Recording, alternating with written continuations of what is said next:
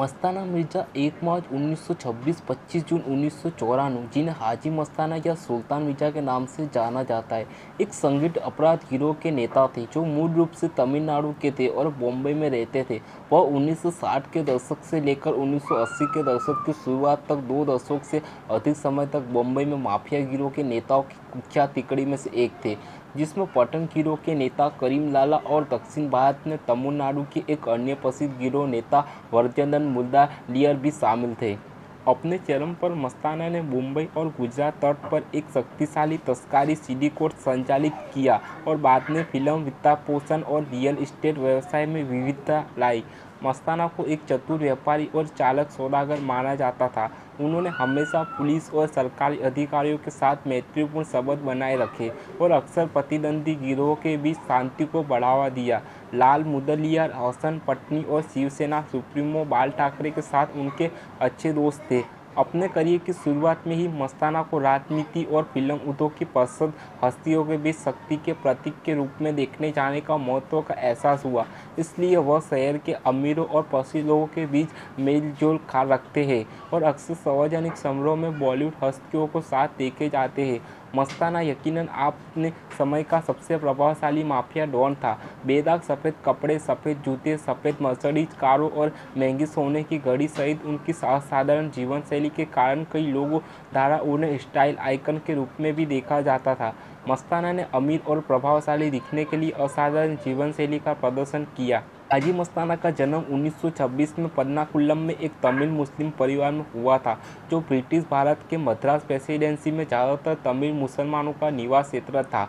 8 साल की उम्र में अपने पिता के साथ बम्बई प्रवेश से पहले वह तटीय शहर कुंडलोरा में रहते हैं।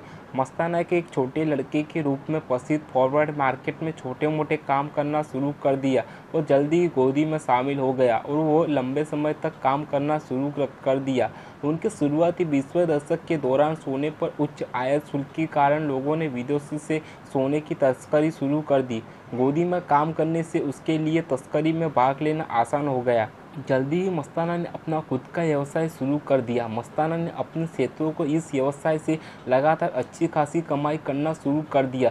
कम उम्र में ही वह हज पर ही गए। मस्ताना ने फ्रांस के खड़ी के देशों में मुंबई और दामन में तस्करी की जाने वाली अवैध वस्तुओं को नियमित करने के लिए दमन के एक तस्कर सुकुन नारायण बाकियों से हाथ मिलाया।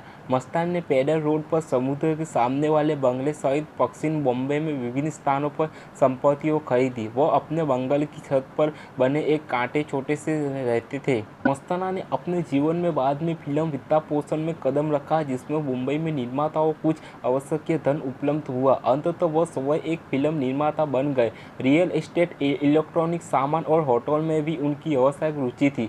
फॉकवर्ड मार्केट के पास मुसाफिर खाना में उनकी कई इलेक्ट्रॉनिक दुकानें थीं।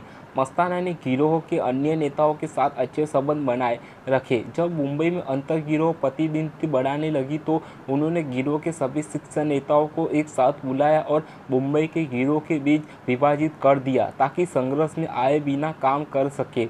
इसमें माफिया क्वीन जेनाबाई दारूवाली ने उसकी मदद की। पहले जेनाबाई को चाय वाला नाम से जाना जाता था क्योंकि वह काले बाजार में राशन बेचने की व्यवसाय करती थी, लेकिन चूंकि वह महत्वाकांक्षी थी इसलिए उसके तत्कालीन शराब निर्माता और विक्रेता वरदराजन मुदलियार उर्फ वरदा भाई के साथ संपर्क विकसित किया। इसके बाद उन्हें जेनाबाई दारूवाली के नाम से जाने लगा। जेनाबाई के मस्ताना दाऊद इब्राहिम परिवार और करीम लाला पठान के साथ अच्छे संबंध थे, इसलिए मस्ताना की सहमति से उसने मस्ताना के पैडर रोड बगले बतुला सुरर की एक छत से नीचे सभी प्रतिबंधी एक बैठक व्यवस्था की। बाद के जीवन में मस्ताना ने अपने गिरोह को चलाने में प्रत्यक्ष भूमिका निभाई, बल्कि वह अपने तस्करी कार्यों को अंजाम देने और प्रतियों देनदारों को डराने धमकाने के लिए लाला मुदलियार और जैसे दाहिने हाथों को लोगों पर निर्भर रहा।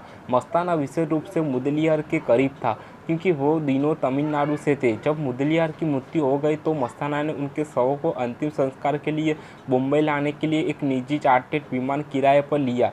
भारतीय आपातकाल के दौरान उन्हें कैद कर लिया गया। जेल में रहते हुए वे राजनीतिक जयप्रकाश नारायण के आदर्शों से प्रभावित हुए और उन्होंने हिंदी में सीखनी शुरू कर दी।